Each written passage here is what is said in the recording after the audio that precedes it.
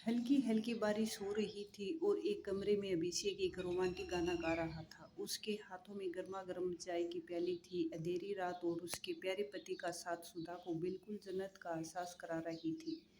सुधा यह सब सोच रही थी कि उसे अपनी सोच पर हंसी आ गई और वह मुस्कुरा दी। अभिषेक काफ़ी अच्छा गाना गाता था। उसमें उसका गाना पूरे माहौल को काफ़ी खुशनुमा कर रहा था। अभिषेक का गाना खत्म हुआ तो वह अपनी पत्नी सुधा की तरफ देखा और सोचा कि वह उसके गाने की तारीफ करेगी। सुधा ने कहा भी कि अभिषेक तुम्हारा गाना मुझे मदहोश कर देता है। अभिषेक और सुधा मुस्कुराते हुए अपने अपने प्याले में चाय पी रहे थे। सुधा को एक मजाक सूझा। उसने अभिषेक से पूछा कि अच्छा बताओ, वह गाना तुम किसके लिए गा रहे थे? अब अभिषेक भी मजाक करने के मूड में था। सुधा से कहा, यह है एक लड़की, इससे तुम्हें क्या, मैं तुम्हें क्यों बताऊं? सुधा ने कहा, मत बताओ, मुझे भी उस लड़की के बारे में जानने की कोई इंटरेस्ट नहीं है। सुधा ने अपने बाल पर हाथ फेरते हुए कहा। यह देखकर अभिषेक हंसने लगा और एक शेर कह डाला, वह हमसे बस यूं ही रूठ जाते हैं कि उन्हें मनाने में मेरे काफ़ी आंसू बह जाते हैं। अभिषेक ने अपनी सुधा को मनाने के लिए जैसे तैसे जोड़ तोड़ कर काम चलने लायक एक शायरी बना ली थी। सुधा ने भी उस शायरी का जवाब देने अपनी तरफ से यह कहते हुए हुए दिया कि यूं ही फालतू शायरी क्या करते हैं आप, ऐसे ही कुछ भी कहते रहते हैं आप। सुधा के शेर कहने का अंदाज एवं भाव देखकर अभिषेक खिलखिलाकर हंस दिया। सुधा भी मुस्कुरा दी। फिर दोनों मिलकर काफ़ी देर तक बात करते रहे। बात करते करते अचानक सुधा कुर्सी पर से उठी और नीचे गार्डन की ओर गई। नीचे खुले आसमान में बारिश में भीगने लगी। अभिषेक ऊपर से सुधा को बारिश में भीगते हुए देख रहा था। सुधा को बारिश में भीगना काफ़ी पसंद था। यह बात अभिषेक अच्छी तरह से जानता था। रात भी काफ़ी हो चुकी थी,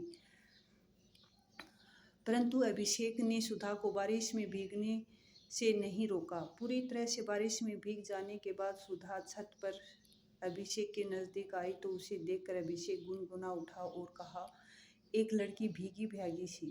सुधा ऐसे ही गीले कपड़ों में सामने एक सोफे पर बैठ गई। सुधा बारिश में भीगते हुए नाच भी रही थी और अचानक से छत पर आकर काफ़ी गंभीर हो गई थी। सुधा को अपने बीमार होने का भी कोई डर नहीं था। अभिषेक ने उसे गीले कपड़ों में देखकर उसे अपने कपड़े बदलने को कहा तो सुधा बोली, अभिषेक जब तक तुम मुझे उस लड़की के विषय में नहीं बताओगे जिसके लिए उस रात गाना गा रहे थे, तब तक मैं ऐसे ही पूरी रात यहाँ भीगे कपड़ों में बैठी रहूँगी।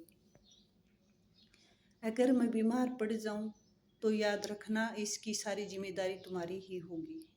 यह सारी बात सुधा काफ़ी गंभीर होकर अभिषेक से बोल रही थी। अभिषेक सुधा का उसके प्रति पागलपन को बहुत अच्छी तरह से जानता था। सुधा को समझाने के ख्याल से उसने उससे कहा, सुधा, मैं तो यूं ही मजाक में ऐसी बातें कही थी, बस तुम्हें चिढ़ाने के लिए ही मैंने कही थी कि किसी दूसरी लड़की के गाना गा रहा हूँ। तुम मुझको बचपन से ही जान रही हो, मेरे जीवन में तुम्हारे अलावा कोई नहीं है, तो फिर से आज यह बात क्यों बोल रही हो? अभिषेक ने कहा। अच्छा, तो मैं गलत बोल रही हूँ? क्या यह सच नहीं है? मैं तुम एक दिन रूबी के साथ रंगे हाथ नहीं पकड़ा था? बोलो, पकड़ा था ना? सुधा और अभिषेक बचपन से ही एक दूसरे को जानते थे और एक अच्छे दोस्त थे। जब दोनों कॉलेज में पहुंचे तो कॉलेज में रूबी नाम की एक लड़की भी थी जो सुधा और अभिषेक दोनों की दोस्त थी। अभिषेक और रूबी धीरे धीरे एक दूसरे को पसंद करने लगे थे। रूबी यह बात अच्छी तरह जानती थी कि अभिषेक सुधा को बस अपना एक अच्छा दोस्त ही समझता था, परंतु दूसरी ओर सुधा उसे बहुत प्यार करती थी। सुधा यहाँ तक अभिषेक को चाहती थी कि वह उसी के साथ शादी भी करना चाहती थी। सुधा अभिषेक के प्रति पागलपन की हद तक उसे प्यार करती थी। इस कारण वह अपने अभिषेक को किसी लड़की के साथ बात करते भी नहीं देखना चाहती थी। रूबी के साथ भी अभिषेक अगर कुछ ज़्यादा देर तक बात करता था तो वह इस बात को लेकर अभिषेक से नाराज़ हो जाती थी और 3-4 दिन तक उससे बात भी नहीं करती थी। फिर अभिषेक के काफ़ी मान मनोबल के बाद ही मानती थी। यह तो अब बराबर की बात हो गई थी। वैसे तो रूबी में काफ़ी सारी खूबियाँ थीं। इन खूबियों के बावजूद भी अभिषेक के परिवार वाले रूबी को अपनी बहू बनने के लिए राज़ी नहीं थे, क्योंकि रूबी एक दूसरे समुदाय की लड़की थी।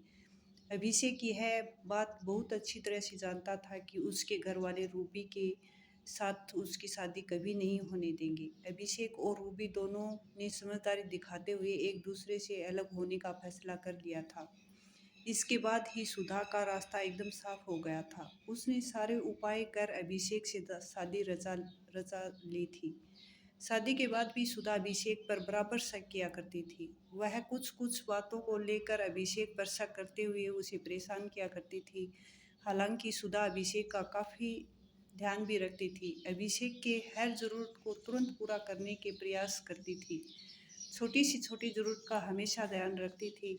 मतलब कि सुधा ने अभिषेक के घर को बड़े ही बेहतरीन तरीके से संभाला हुआ था। ऐसे ही हंसी खुशी सुधा और अभिषेक की ज़िंदगी चल रही थी कि एक दिन अभिषेक के मोबाइल पर रूबी का फ़ोन आ जाता है।